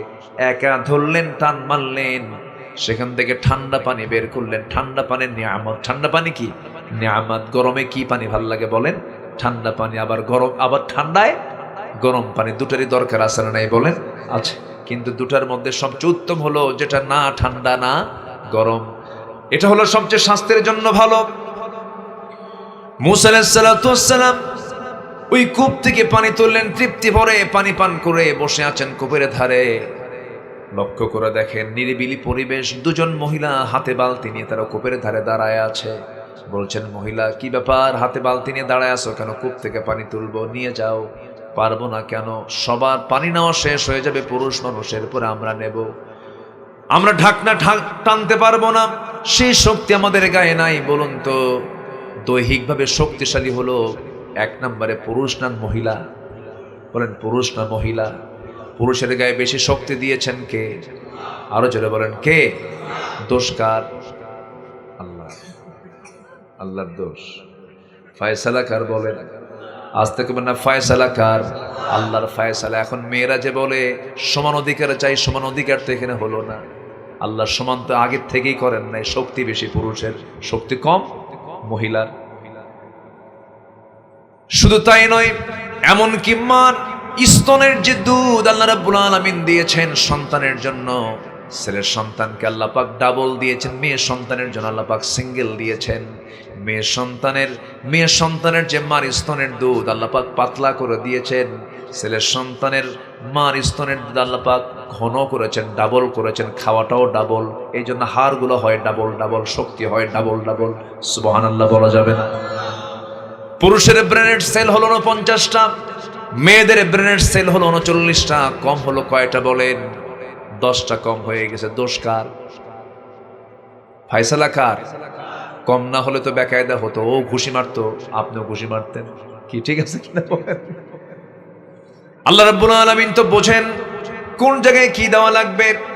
পুরুষদের সামনে আপনি প্রশংসা করবেন, পুরুষ কবে তুই আমার প্রশংসা করিস কেন, তোর মতলব তো ভালো না। কি ঠিক আছে না?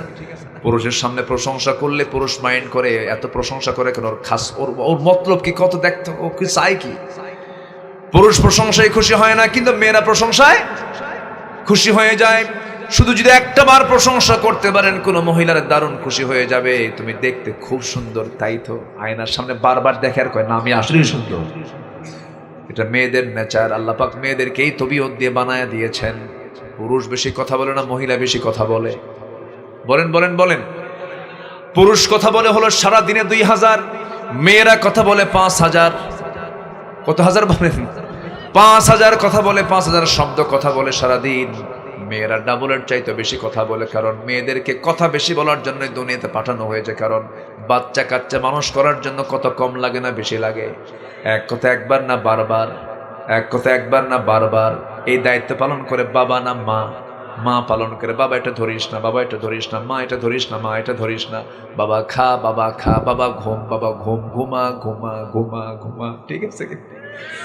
বারবার মা বলে, মার মধ্যে কোনো বিরক্তি নাই, বারবার ডিস্টার্ব করছে, কে কে করে কাঁদতেছে, মা বারবার দেখে কোলের মধ্যে নেয়। কি ধৈর্য, মা ধৈর্যের পাহাড় বানায় দিয়েছেন মাকে। সন্তান লালন পালনে কি ধৈর্য আল্লাহ পাক দিয়েছেন, একটা বার খাবে না, রাগে না। কিন্তু সেই দায়িত্ব যদি হঠাৎ করে একদিন আপনি দেখতে পেলেন আপনার বউটা অসুস্থ, অথবা বউ যদি বলে তুমি আজকে বিকেল পর্যন্ত আমার 1.5 বছরের বাচ্চাটা দেখো, আপনি পুরুষ মানুষ, আপনি যদি একটা বেলা যদি দেখতে নেন, আপনি বলবেন বাবা থাম, ও বাবা থাম, খালি কান্দে কে, বাবা থাম থাম।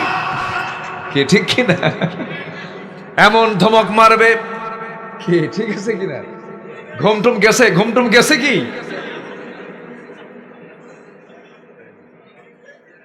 এত সুন্দর মানুষ, বলি আলহামদুলিল্লাহ। আপনার ভাষায় যদি ওয়াজ করতে পারতাম আরো যে কত মজা পাইতাম, কিন্তু এই জীবনে তার সম্ভব না, কারণ জন্ম তো এখানে হয় না।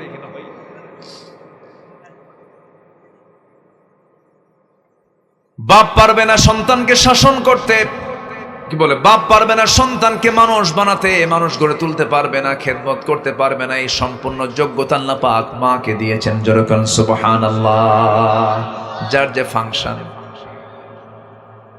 মুসা আলাইহিস সালাতু ওয়াস সালাম অনেক লম্বা কথা, ওইদিকে আস্তে আস্তে যাচ্ছিলাম।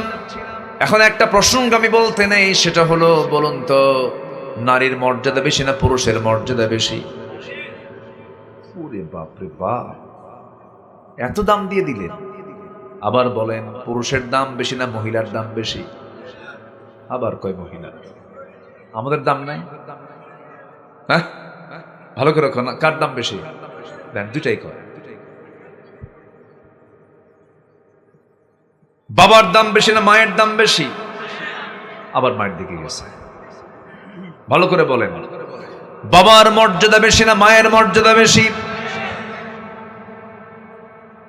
ভালো করে চিন্তা করুন। এবার প্রশ্ন করবো, আপনি বলুন তো, বাবা মা নামাজে দাঁড়াবেন, মসজিদে জামাত হয় নাই, জামাত পায় নাই, বাবা বাড়িতে এসে বলছে বউ, এলাকায় বউ কয় নাকি? কি কয়? বউ কয় না স্ত্রী কয়? লোকাল ভাষা কয়? হ্যাঁ, ফয়ঞ্জর মা। ঠিক আছে, মাশাআল্লাহ।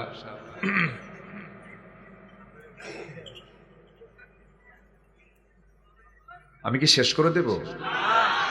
আচ্ছা, সময় আজকে এত দ্রুত গেল কেমনে বুঝলাম না। এত বেজে গেছে, আসেন দোয়া করি নাকি? বাড়ি যাবেন না আপনারা? তাহলে আমি যাই, আমিও যাব না। মাশাআল্লাহ। আমার বন্ধুগণ, অনেক লম্বা লম্বা কথা এখনো পড়ে আছে। কি যেন বলতেছিলাম?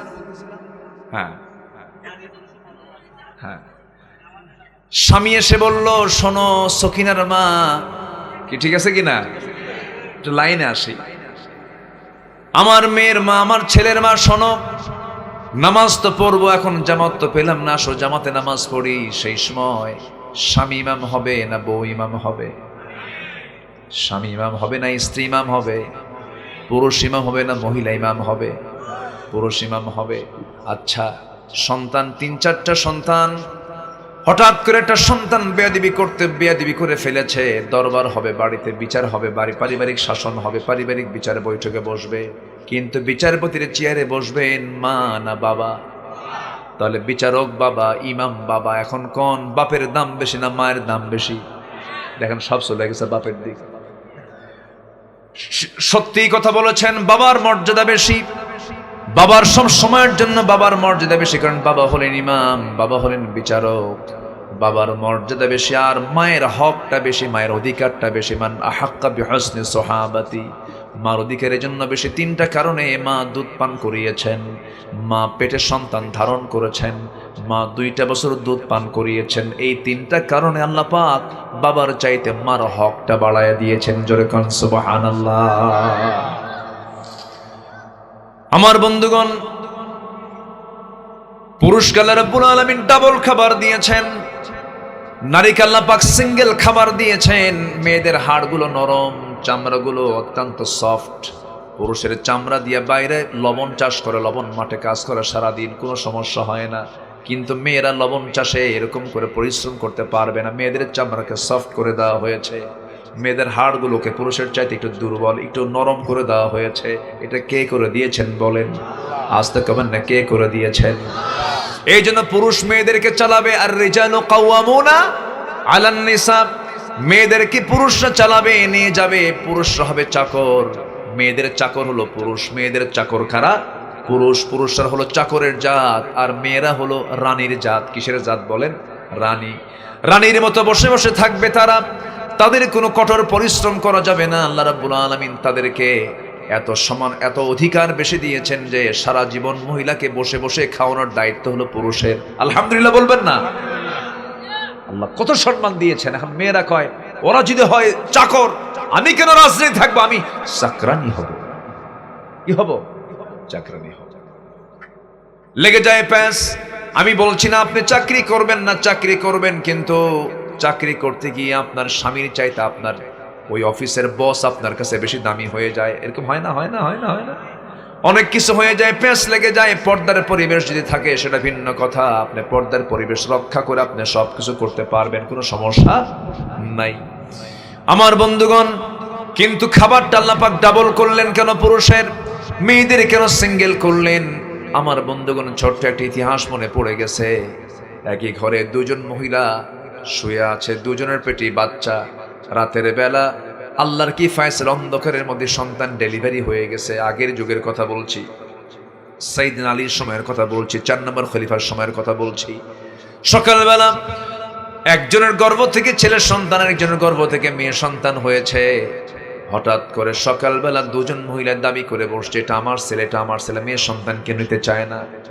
মেয়ের সন্তানের দিকে সব যুগে কিন্তু একটা আকর্ষণ ছিল, এখনো আছে না নাই? কোনটার দিকে? মেয়ের সন্তান না ছেলের সন্তান? ছেলের সন্তানের দিকে। ছেলের সন্তান হলে পরে খুব খুশি, বাড়িতে মিষ্টির ছড়াছড়ি। আর মেয়ের সন্তান হলে পরে কোনো আওয়াজ নাই, মিষ্টিও নাই। কি হয়েছে, খবর টবর কি, তোমার বইয়ের বাচ্চা কাচ্চা হয়েছে কি? মেয়ে আছে, এরকম আছে। মনে হয় এখন হার্ট স্ট্রোক করে মরবে। দুই মহিলায় মারামারি লেগে গেছে, এটা আমার ছেলে, এটা আমার ছেলে। কেউ রাজি হয় না। অবশ্যই তারা জানে কার ছেলে কার মেয়ে। শেষ পর্যন্ত সাইয়েদনা আলীর কাছে বিচার চলে গেল। সাইয়েদনা আলী বলছেন, এই দুইজন মহিলা অবশ্যই জানে কার ছেলে কার মেয়ে। উনিও প্রশ্ন করেন, সমাধান পেলেন না। এবার বললেন, শোনো, এই দুই মহিলাকে নিয়ে যাও, ঘরের মধ্যে উঠাও। দুইজন মহিলার জন্য একজন মহিলাকে নিয়ে ভিতরে ঢুকায় দিয়া কাঁচ পাত্রে, কাঁচের গ্লাসে দুজনের স্তন থেকে দুধ 2 গ্লাসে সুন্দর করে তোমরা কিছু বের করে রাখো।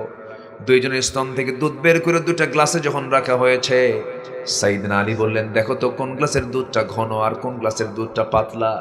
এবার বলা হলো এই গ্লাসের দুধটা ঘন। সাইয়েদনা আলী বলছেন, যে গ্লাসের দুধটা ঘন, এই ঘন দুধ আলীকে আল্লাহ রাব্বুল আলামিন ছেলের সন্তানের মা বানায়া দিয়েছেন। যে স্তনের দুধটা পাতলা, সেই স্তন আলীকে আল্লাহ রাব্বুল আলামিন মেয়ে সন্তানের মা বানায়া দিয়েছেন। 2টা সন্তান, ঘন দুধ আলীকে ছেলে, পাতলা দুধ আলীকে মেয়ে সন্তানকে কোলে তুলে দেওয়া হলো। দুজন মহিলা সন্তান নিয়ে চলে গেল। আমার ওয়াজও শেষ হয়ে গেল।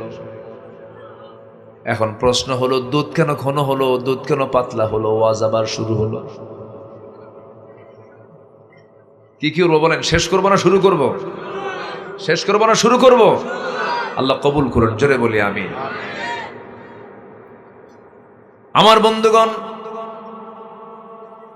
এবার বলছেন, মহিলা শোনো, তোমরা কূপ থেকে পানি তুলতে এসেছো, যাও, সন্ধ্যা হয়ে যাবে, তোমাদের কষ্ট হবে, অন্ধকার হবে। মেয়েরা অন্ধকারে বাইরে থাকতে নেই, বালতি দাও। এবার কূপের ধারে চলে, মনে আছে? কূপের ধারে চলে গেলেন, কূপ থেকে পানি তুলবেন, ঢাকনায় হাত দিলেন, ঢাকনা ফাঁকে ধরলেন, ফিকা মারলেন, 14 হাত দূরে গিয়ে ছিটকে পড়লো। দুই মহিলা থরথর করে কাঁপে, আর কয়েকটা মানুষ না অন্য কিছু। দারুণ অসম্ভব শক্তিশালী পুরুষ। কূপ থেকে পানি তুলে দিয়ে বালতি হাতের মধ্যে দিয়ে বলছে যাও সোজা বাড়িতে চলে যাও। বাড়িতে চলে গেছে। বৃদ্ধ বাপ বলছে মা প্রত্যেকদিন পানি আনতে দেরি হয়, আজকে এত তাড়াহুড়ো করে আসলে কেন? আব্বা কাবিয়ুন আজিজ, শক্তিশালী এক যুবকের সন্ধান পেয়েছে, খুব শক্তিশালী। ঢাকনায় হাত দিল আর ঢাকনা ছিটকে পড়ে গেল। বৃদ্ধ বাপ বলছে বড় মেয়ে আমার, আগামীকালকে তুমি আবার কূপের ধারে যাবে, এই যুবককে পাবে, আমার সালাম জানায় বলবে সেজন্য আমার সঙ্গে দেখা করার জন্য আমার বাড়ি পর্যন্ত আসামি থেকে দাওয়াত দিলাম। পরের দিন মহিলা চলে গেছেন, সালাম জানায় বলছেন আবু না শাইখুন কবির, আমাদের বাপ বুড়া মানুষ আপনাকে দাওয়াত দিয়েছেন। সঙ্গে সঙ্গে তিনি বলছেন আমি যে যাব বাড়ি ঘর তো চিনি না, আমি কেমন করে যাব? আপনি কোনো চিন্তা করবেন না, আমি সামনে সামনে চলবো, আপনি আমাকে ফলো করে করে আপনি আমার পিছে পিছে আমার বাড়ি পর্যন্ত চলে আসবেন, আব্বার সঙ্গে দেখা করবেন। মুসা ইসলাম তেমনি রাগী মানুষ ছিলেন, সেই সময় তিনি নবুয়ত পান নাই। চোখ বড় বড় বানায় বললে এই মহিলা তুই কি বললি? তুই বললিটা কি? তুই আমারে, আমি কি পুরুষ না? পুরুষ মানুষ কি নারীদের পিছে থাকে নাকি? এই 54 বছরে ম্যাক্সিমাম সময় ধরে জাতি ছিল পুরুষের পিছে না নারীর পিছে? আলহামদুলিল্লাহ, কপাল কি এমনি খুলছে আমাদের? যাক, এবার তার পাবো না এরকম কিছু, তাই না? যেটাই আসুক, পুরুষ আসুক, সেই পুরুষ যেন নামাজি হয়, পুরুষ যেন ইসলামী নেতৃত্বের হয়, ঠিক কিনা? এবার বলতেছে তুমি সামনে না, আমি সামনে থাকবো, আমি পুরুষ তো, তুমি মহিলা পিছে থাকো, আমার নজর যেন বড় নারীর দিকে না যায়, আমি সামনের দিকে থাকবো, তুমি পিছে পিছে আসবা, তবে কোনো কথা বলতে পারবে না। কথা বললেই তোমাদের মেয়েদের কথার মধ্যেও তো একটা আকর্ষণ আছে, শুধু দুটো শব্দ বলবা, ভুল করে বামে গেলে ডান বলবা আর ডানে গেলে বাম বলবা, ডান বাম ডান বাম, এর বাইরে একটা ওয়ার্ড তুই উচ্চারণ করবি না। এই কথা কি বুঝতেছেন? মহিলা মনে মনে কয় গতকালকে দেখলাম শক্তিশালী যুবক, আজকে দেখি চরিত্র ভালো, চেয়ে থাকে না, এই জাতীয় পুরুষের কাছে পৃথিবীর সকল নারী নিরাপদে থাকবে। আলহামদুলিল্লাহ, মনে মনে পছন্দ হয়ে গেছে। তাহলে একটা আদর্শ নারী কোন ধরনের ছেলে পছন্দ করবে? 1 নাম্বার হলো শক্তিশালী যুবক, নাম্বার 2 হলো চরিত্রবান যুবক। আর আজকের মেয়েরা এমন ধরনের ছেলে পছন্দ করে যে ছেলেটার প্যান্টের হাঁটু ফাটা। হাঁটু কি?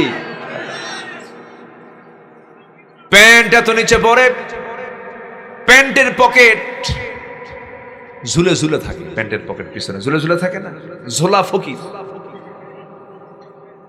প্যান্ট এমন পরে টান মারলেই খুলে পড়ে, গলায় মালা, হাতে বালা, কোমরে বেল্টের তালা, ঠিক আছে না? মাথার চুলগুলো এমন সুন্দর করে কাটে, চতুর্দিকে এইদিকে চুল নাই, পিছনেও চুল নাই, চামড়া বের করে, একদম সেন্ট মার্টিন দ্বীপ, চতুর্দিকে পানি, মাঝখানে কি, ঠিক আছে না? ডিজাইন পাইছো কোথায়? যুবক বলে হুজুর বুঝবেন না এগুলো, আপনি তো আগের যুগের মানুষ, ডিজাইন পাইছো কোথায়? কে মেসি, তুমি কি নেইমার, তুমি কি কুত্তা, এ আছে না? নয়, প্যান্ট ফাটা প্যান্ট পরবা না, ফাটা হাঁটু এগুলো পরবা না, চুলগুলো কাটবা না, সুন্নাহ মানবো, জোরে বলি ইনশাআল্লাহ। নোংরামিতে যাবা না, বিবাহ পূর্ব কোনো সম্পর্ক জড়াবা না, Messenger, imo, Line, Viber, WhatsApp, Instagram, Kurigram, এগুলো বাদ। এগুলো কি বাদ? এই সমস্ত আকাম কুকামে যাবা না। সোজা সাপটা কথা বলি, যুবক তোমার জন্য জান্নাত অপেক্ষা করতেছে, চরিত্রকে সুন্দর করো, সূরা ইউসুফ পড়ো, আল্লাহ কবুল করুন, জোরে বলি আমিন। বাড়ি পর্যন্ত পেয়ে গেছেন মুসা আলাইহিস সালাতু ওয়াস সালাম। বৃদ্ধ লোকটা দেখেই সালাম বিনিময় হয়ে গেল, জড়িয়ে ধরলেন দুজন দুজনকে। এবার হঠাৎ করে বৃদ্ধের মুখ থেকে কথা বের হলো, যুবক তুমি আমার সঙ্গে দেখা করতে আসছো, ভালো কথা, আমি তোমার চিনি, কিন্তু কে? আমি তুমি মুসা।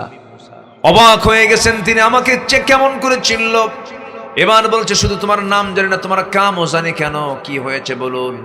থাপ্পড় মারছো, মানুষ মরে গেছে, এরপরে আসছো, উনি জড়সড় হয়ে গেলেন, আরে এটা কাম সারছে, কোন যেন প্যাঁচে যেন পড়ে গেলাম, আটকে যেন পড়ে গেলাম। এবার বৃদ্ধ লোক হাসতে হাসতে বলছে, মুসা তুমি কি চিন্তা করো, আমি কিন্তু সাধারণ কোনো বুড়া না, আমার চামড়া কুচকে গেছে, আমার চামড়াগুলো কুচকে গেছে, চোখে কম দেখি, চুলগুলো শুভ্রতায় রূপ নিয়েছে, কিন্তু আমি হলাম সাধারণ বুড়োদের বুড়া নই।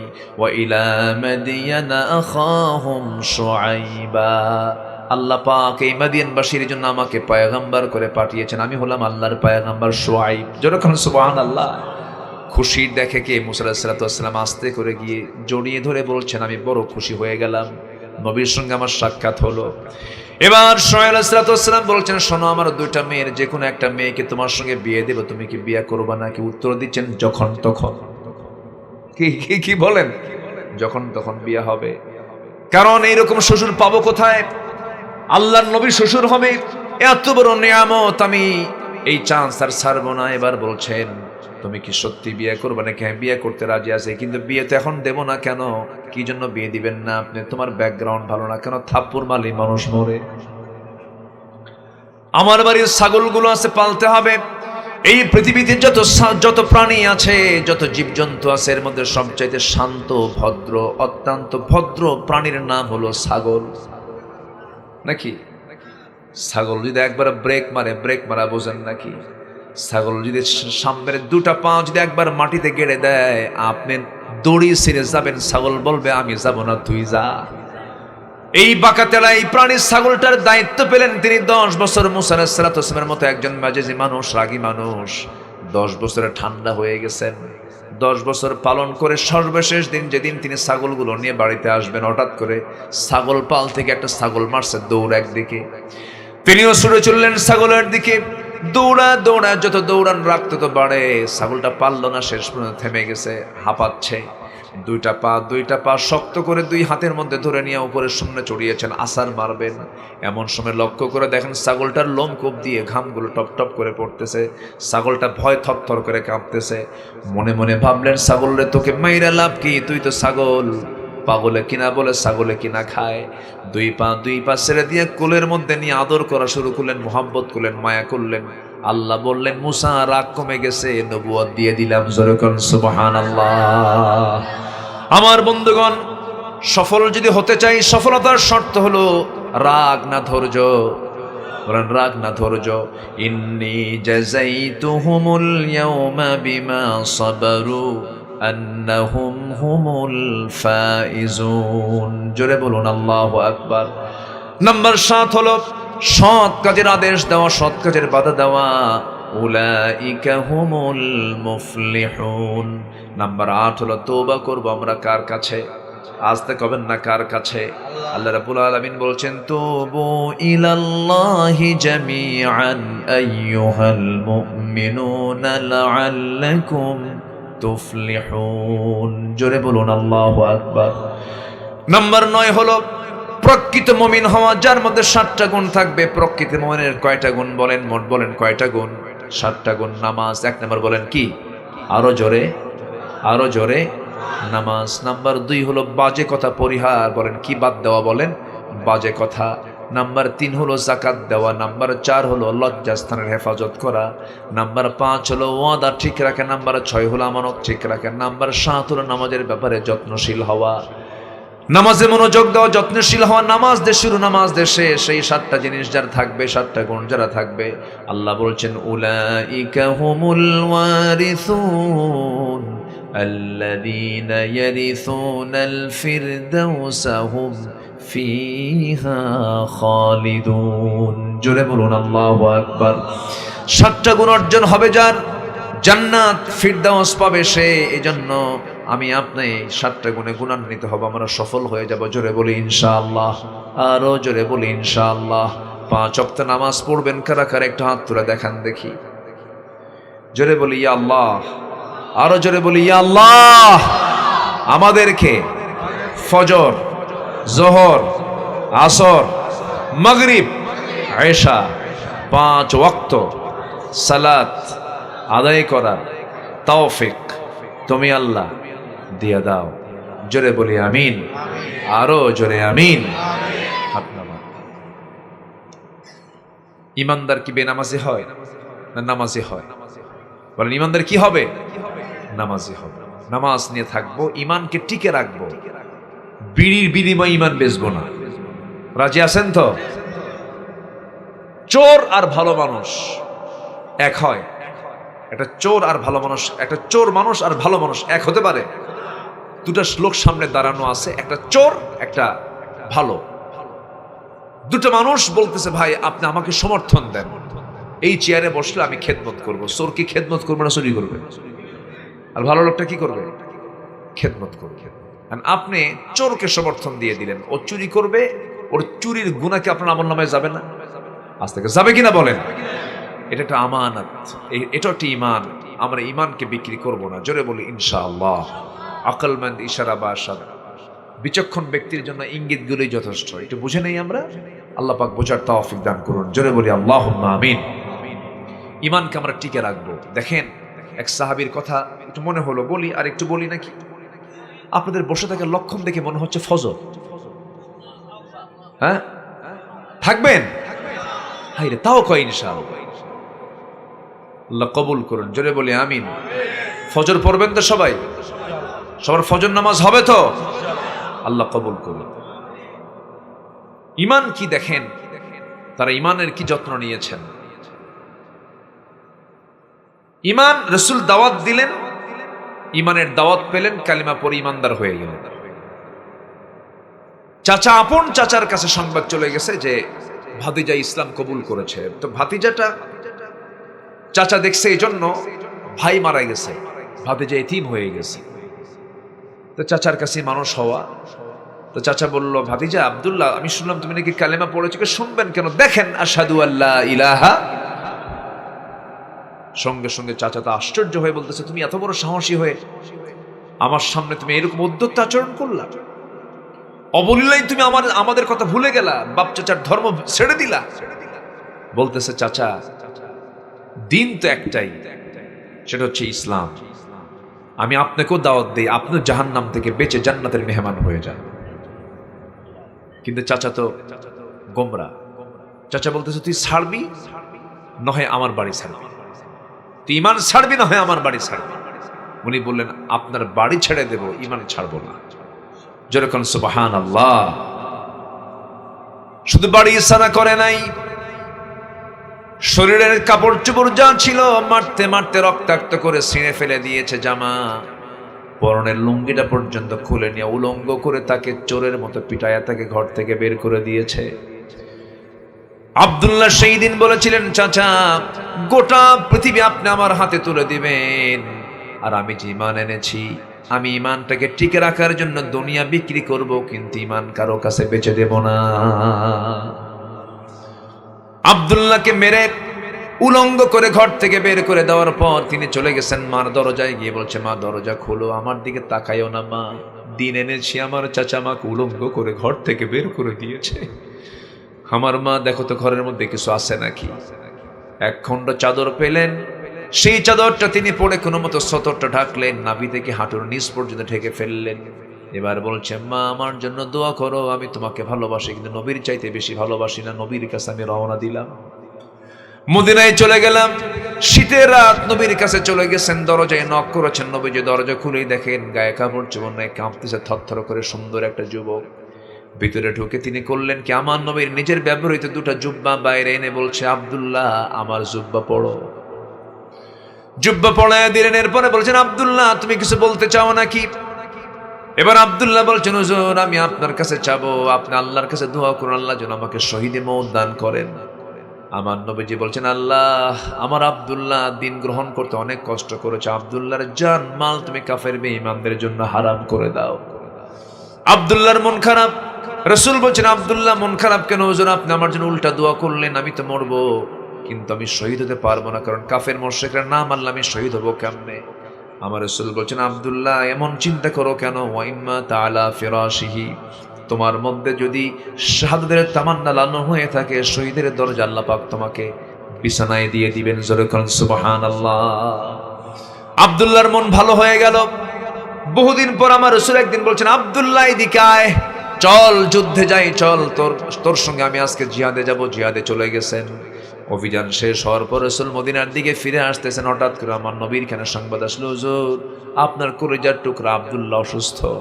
রাসূল বলেন, ভালো করে সেবা করো। 3টা দিন পর ফাইনাল নিউজ আসলো, হুজুর আব্দুল্লাহ আর বেঁচে নাই। রাসূল বলছেন, আরে আমার কলিজার টুকরা আব্দুল্লাহ চলে গেল। আব্দুল্লাহর জানাজার আয়োজন করো, আমি কাউকে দিয়ে জানাজা পড়াবো না, আমি রাসূল নিজে তার জানাজা পড়াইয়া দেব। আমার নবীজি জানাজা পড়াচ্ছেন, কত বড় ভাগ্যবান সাহাবী। রাসূল তারা জানাজা পড়ালেন, দোয়া করলেন, আল্লাহুম্মা গফির লি হাইয়িনা ওয়া মাইয়িতিনা ওয়া শাহিদিনা ওয়া গায়িবিনা ওয়া সগীরিনা কাবীরিনা। দোয়া করছেন রাসূল। দোয়া সম্পূর্ণ শেষ হয়ে গেল। আমার নবীজি বলছেন, সাহাবীরা, আমার আব্দুল্লাহর কবরটা তোমরা কোথায় খনন করেছো? হুজুর, ওই দুই পাহাড়ের ঠিক মাঝখান বরাবর। আমাকে নিয়ে চলো। রাসূল পায়ে হেঁটে চলে গেলেন। কবরের সামনে গিয়ে আস্তে করে কবরের সামনে দাঁড়ায় বলছে, সাহাবীরা, আব্দুল্লাহর কবরে আমি আজকে কাউকে নামতে দেব না, আমি রাসূল নিজে তার কবরে নামবো। আমার নবীজি কোমরে গামছা বেঁধে নামলেন। নামার পর বলছেন, আবু বকর কোথায়? লাব্বাইকা ইয়া রাসূলুল্লাহ, আসো আমার ডানে নামো। ওমর কোথায়? হুজুর আমি এই জায়গায়, আমার বামে নামো। আমার নবীজি দুজনকে দুই পাশে নামায়া দিয়া আমার নবীজি দুটো হাত সামনের দিকে দিয়ে বলছে, ও আমার সাহাবীরা, আমার কলিজার টুকরা আব্দুল্লাহকে আমার বুকে তুলে দাও। আমার নবীজি হাতের মধ্যে উঠায় নিয়ে বুকের সঙ্গে আলিঙ্গন করলেন। আস্তে করে বলছেন, আবু বকর মাথাটা ধরো, ওমর পাটা ধরো। ধরে আমার নবীজি নিজ হাতে কবরে শোয়া দিলেন। কবরে শোয়া দিয়ে নবীজি বুকের উপরে হাত রেখে বলছেন, আব্দুল্লাহ, আমি তোকে মাফ করে দিয়েছি, আমি তোকে ভালোবাসি। আকাশের দিকে তাকায় বলছে, আকাশের মালিক আল্লাহ, আজ পর্যন্ত আব্দুল্লাহ কোনোদিন আমার সঙ্গে বেয়াদবি করে নাই। আমার অনুগত সাহাবী ছিল, আমি আব্দুল্লাহকে মাফ করে দিয়েছি, তুমি আল্লাহ আমার আব্দুল্লাহকে মাফ করে দাও। এমন করে যখন দোয়া করছিলেন, পাশে দাঁড়িয়ে থাকে একজন সাহাবী, সাদ বিন আবি ওয়াক্কাস রাদিয়াল্লাহু তাআলা আনহু, চিৎকার মেরে মেরে বলছেন, আল্লাহ, আমার মতো পোড়া কপাল বান্দা দুনিয়াতে নাই। আজকে আমি সাদ জীবিত না হয়ে যদি আজকে যদি মৃত ওই কবরের বাসিন্দা হতাম, আমার জীবন বড় ধন্য হতো। বিশ্বের সেরা সেরা তিনজন মানুষ যে কবরে নামতে যায়। জোরে বলি আল্লাহু আকবার। ইমানের মূল্য আছে না নাই বলেন? আমরা ইমানটাকে অত্যন্ত সুন্দর করে যত্ন করব। জোরে বলি ইনশাআল্লাহ। আল্লাহ কবুল করুন। জোরে বলি আমিন। প্রত্যেকের ঘরে মা বোন আছে, তাদেরকে খাস পর্দা করার তৌফিক দান করুন। প্রত্যেক মা বোনদেরকে দিন মেনে চলার তৌফিক দান করুন। প্রত্যেক ভাইদেরকে বোনদের ব্যাপারে পর্দায় সচেতন থাকার তৌফিক দান করুন। প্রত্যেক স্বামীদেরকে সচেতন ভাবে স্ত্রীদের পর্দায় গুরুত্বের সঙ্গে তা খেয়াল করার তৌফিক দান করুন। জোরে বলি আমিন। আরো জোরে আমিন। এই আশাবাদ কামনা করছি। যতটুকু হয়েছে আমরা বলে ফেলি আলহামদুলিল্লাহ।